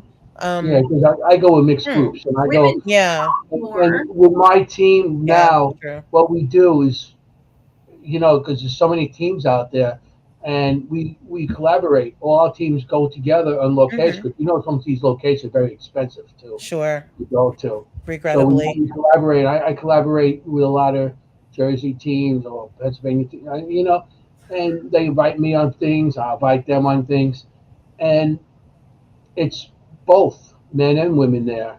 And Mm-hmm. I find out that the women seem to get a lot of EVPs and stuff like that. Yeah, that's Like, interesting. I mean, that's from my experience, and like I said, Sure. I don't have everybody agreeing with me, especially the men. Like, hey, no, you know. But I always seem to find the women have a lot with that. They come to them never easier. So, can I ask if either of you, now we saw a question that Yolanda is asking if any of us have ever been to the Lizzie Borden house. Michael and I have not. Never. Have No, I you? haven't. Oh, okay. So My now brother another has. My Okay. brother has, but he's been on a tour, so it wasn't a private; it was like a tour. Okay, got And it. because my brother is an investigator also, and he's been in many places. As a matter of fact, he's one of the co-founders of my team. And he said that when he went over to the chair where the father was bludgeoned, Mm-hmm. and as soon as he walked over there, he felt pain on the side of his head. Oh, wow. Oof. And It's harsh. of course he knew what happened there, but he got a really sharp headache on the Yeah. side of his head. So, we're planning to go there eventually. I knew new owners just took over, so I'm not sure how they are Yeah, with I'm not sure. reputations. So, I have been to the Velisca axe murder house, which is Oh. kind of a similar story where people were murdered in their sleep while the others didn't wake up. So whoever mhm, came in the house and killed these people was able to slaughter this entire family, plus the neighbor mhm. child The who was neighbor staying the children. night and killed it. They never found who did it. They never How do determined you it. walk into a house and axe murder a bunch of babies? I don't I understand. don't get it. Well, It's they also said heartbreaking. he might have been waiting up in the attic. They They say he did might have say been that. hiding out in the attic until when everybody went to sleep. They That's thought it might when be this drifter guy. I mean, they don't this know. guy, And I because didn't he had train investigate. tracks there. He could jump Yeah. on the train or, one of the drifters go. Because I think a couple towns later on, they found other bodies, that people were There've been a actually few killed. cases like this that are Yeah, kind of similar. Yep. But how do yeah. you slaughter somebody in the bed and the other people don't jump up out of bed? Like, I've never how do I understood. Yeah, kill multiple people in their beds with an axe? Well, I look yeah, I don't at get know. that. Mateos. Exactly. I was Yeah. just gonna say that. Same type of thing. They It's think Mhm. that very they strange. think that in that situation, the Ronnie and the sister had something to do with it. They both were collaborating together. Yeah, I don't know. But Well, still, I like, should you know more do. details and I don't of the You're talking about the Amityville. Amityville. Yeah. As a matter of fact, there's a show on right now on and they go. It's like a series, and they go from when the Lutz owned it, and then they go into the crime and how the family was. They would connect with the mob and everything, and then Mm. and they go through and it's really interesting and stuff you didn't know that happened there. But how I did don't know somebody how go from who's the source shooting? though. I don't know. They said that the gun that he was shooting with was so loud that neighbors would have heard. Yeah. So how do you go from place to place shooting? Yeah, You same with know? Valiska. There's a house right Yeah, next door, and she yeah, didn't hear it. I mean, it's very close. It's not, yeah. it's like a Listen, stone's throw, and Hmm. you don't hear them slaughtering two adults and was it and 3 or 4 children. You know what I kids? mean? there were a bunch of babies. Just really crazy. Yeah, it's mostly children too. Yeah, and the one little girl was just Yeah, spending the night. She Yeah. came home with yeah. church to have a sleepover, and she was killed too. And Yeah. if that is the case, little kids are screamers. I mean, they have lungs. Like, you know what it's like when Oh they're yeah. not happy kids. Yeah. So Yeah. that's another place that's on my bucket list. No, it's not. Again, I didn't investigate. I was friends with Johnny Hauser, so he was big with the Axe Murder House. He used to be one of the like a caretaker type thing. I don't know if he's caretaker, more of like he would like arrange the tours and all that. Mm-hmm. So we were visiting, and he just took us in, so we just hung out for a bit. But yeah, I never did a formal investigation there, but it would be interesting. That would be see That one what you could sells out hear. quick. Yeah, but Yeah, see if you can pick up anything, any kind of evidence.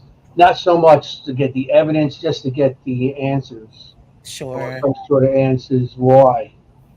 You know, because not every time we go on investigation, it's not because of you won't get the evidence. You get answers. You want to hear the story. You want them to Sure. tell their story so get their story out. What happened to them? Some of these Sure. people in some locations. And That's hopefully to have an experience too. I mean, Right. we always feel that people should at least know what their intention is before they go. If you're just looking for a thrill, then please stay out of yeah. private houses. Please, Oh, for sure. For just don't go sure. stir things up and then you leave the people to deal with it. Like that's just Oh, really irresponsible and shameful. and how many houses you go into and you find that some team came in with a K2 and they stirred up all the stuff, and next thing you know, Yeah. it's worse. And then now you have to get other people involved to To clean it cross up. over or clean Yeah. it and stuff. Yeah, because I've been to so many places that they had teams come in and then it's like, oh, okay, we're gone. Yeah. It's like hitting the wasp nest. You're Yeah. hitting it, walking away, and everybody's standing next to it. It's getting stung. Yeah. It's Yeah, heartbreaking. That was one thing that I really loved about my group, the way we handled it. If we went in and did an investigation in your house, before we Mhm. left for the evening, we would introduce you to the team member who is going to be your contact person. So when we Mm, leave, that person is going to contact you in 48 hours and see, how are you doing? Do you have any questions? How's the activity? They were following up with you at good. 48 hours and then at 2 weeks and then every two Mhm, weeks until we produce the report that tells you what we experienced and what we found. mhm. So, it's tough that people want to, paranormally hit it and quit it and, Yeah, leave the families to deal with the fallout if you're going to just get your rocks off. Like, that's you just know. kind of, I know. I had this one as we put woman it, kind of trifling. 4 years. 4 years we did her house. It Yeah. was a little apartment. She was always getting scratched and stuff like that. Yeah. And it was like 4 years. We kept on going back and forth, going back and forth. And we really came to a conclusion that she didn't want it to leave. Ah, Hmm. You We had know, one of those. and she Hmm. didn't want it to leave because she was a lonely woman and stuff. She was there with her cat, Yeah. and it wasn't. It didn't do nothing bad. You know what I mean? Just hide stuff like that. But she did wake up with scratches on her legs a couple times. Yeah. But she had cats, so she showed the scratch. I'm like, I'm not sure if that's a cat. Sure. I was a cat owner too. I had cats at the time. You could tell claws from nails. From somebody scratching. So Sure. we had questions on that stuff too. But and she had stuff. I mean, I was in the kitchen, and it was me and Joey McCaffrey, and while we had a couple. He had a Rampart on the Hmm. counter and a K2 another place. And next thing, they actually got thrown across the room. They smashed against the wall, Wow. and he went to pick it up and go inside and try to fix it.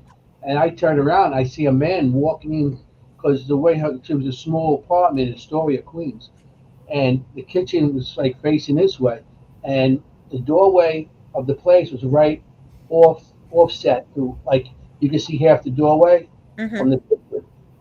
I see a man walking in there, coming like walking into the kitchen and stopping and looking at me, and I'm like, "Hello." It was weird because Wow. that I could see, and I Yeah. see, he had the fear after like the 6 o'clock shadow, and he was dressed like I know it was security or police outfit. Hmm. But it was blue with a couple patches, but the blue patches I could really make. I didn't realize what they Hmm. were. And he seen me, and then he stopped and he walked back out the door. So she had Wow. activity there. hmm. Yeah. She had activity, but after a while, it's like we give a stage. We did this, we did that. We it's like call us when stuff happens, and she would call us and get us back to the place, and you do your investigation. Like this happened Yeah. almost 4 years of Oof. it. It's like Yeah. You hung in there a long time. I would have cut that off sooner. Just this person, and you felt bad for her. She was by yeah. herself and everything, Mm, but there's yeah. so much you could do. So I wanted to get to one of the other chat questions. that I thought was interesting. It was talking about how do you answer someone who's very religious and a Bible believer when you talk about card readings. They're saying it is sorcery. How do you explain it to them as a way to share a message? Well, if this person, coming from my perspective, is open to discussion and dialogue, I would say that, if you pray for messages and you pray for guidance, and something comes to you, this is like just another way of doing that. And a lot of the decks are dedicated to archangels, so it's our belief that it's a chance for some kind of divine wisdom to be passed on to us. Now, if they want to stay hard line and say, oh, well, the Bible says this or that about various types of spiritual practices, I'd say, well, I invite you to pray for me if you're concerned, because I'll say a prayer for you, and we'll, if everyone prays for each other when you come to at odds, well, at least that seems kind of productive. So I like that. Yeah, that's a good answer. Yeah. When it comes to religion and Bible and what we do, I always tell them that there's seers in the Bible. So what's the difference between that and using the form of divination? It's a gift that was given to you. Yeah, that's a good way to put it. Nice one. I like that. When people come to me and say, well, religion, like especially Catholic, I'm like, ghosts are in the Bible. It's in the Bible. I said, what do you do? Name the Father, the Son, and the Holy Ghost. Or the Holy Spirit. We have to every way.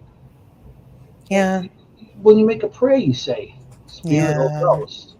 Yeah. So they question what we're doing, and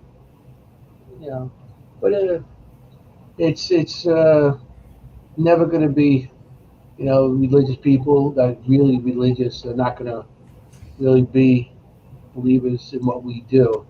Yeah, and that's okay. Right. But I'm not here to prove to you that there's ghosts.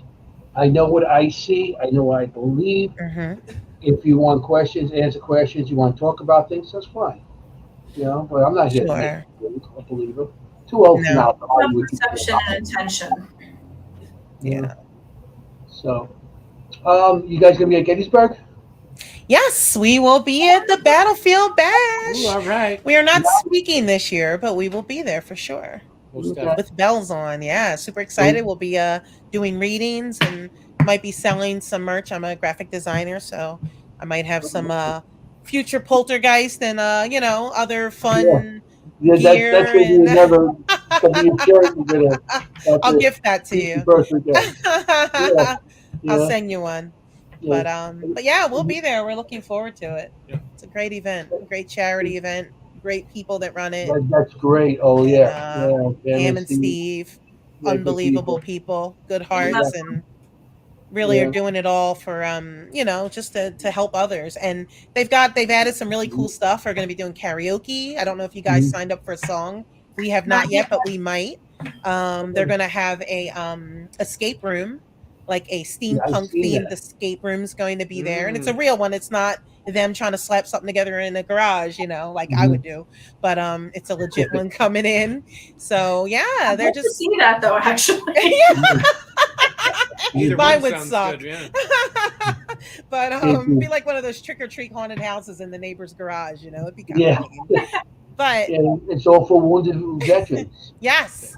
Yeah, and they really are trying to bring people out to support the charity and make it fun. And and in addition to all the meaningful things we do there and all the lectures and the charity and everything else, we also hang out afterwards, and the after parties are epic. All I gotta say is if it's 1 o'clock in the morning and you're chilling on the patio with Anthony and Giuseppe, you're having a good time. Yeah. A good time. Life is good. Guys,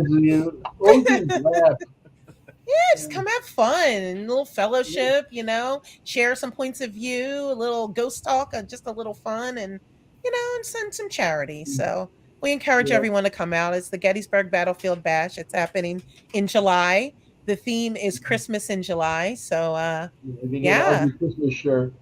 Yeah, I've got some Paranormal Ugly Christmas shirts actually.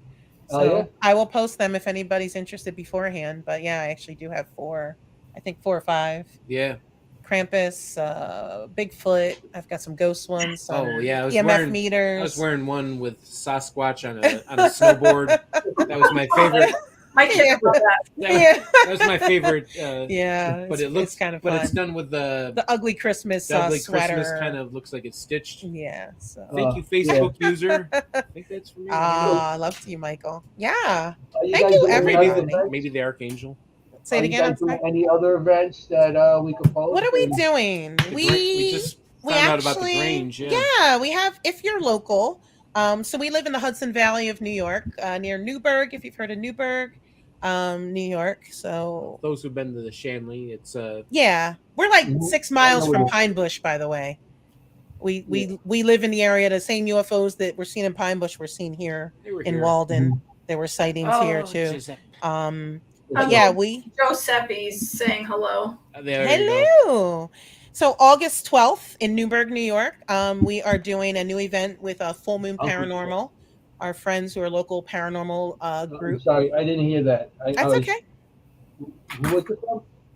It is called, so with Full Moon Paranormal, they are doing, they're doing an event. We've done several events with them. So we're going to be their guest investigators. August 12th in Newburgh, New York. It's called Ghosts of the Grange. And early in the day, they are going to be doing a children's ghost hunt of this location. And then afterwards at nighttime, we're going to come and do a lecture, and then we're going to help with some ghost investigation. And it's one of those kind of fundraiser events. Yeah.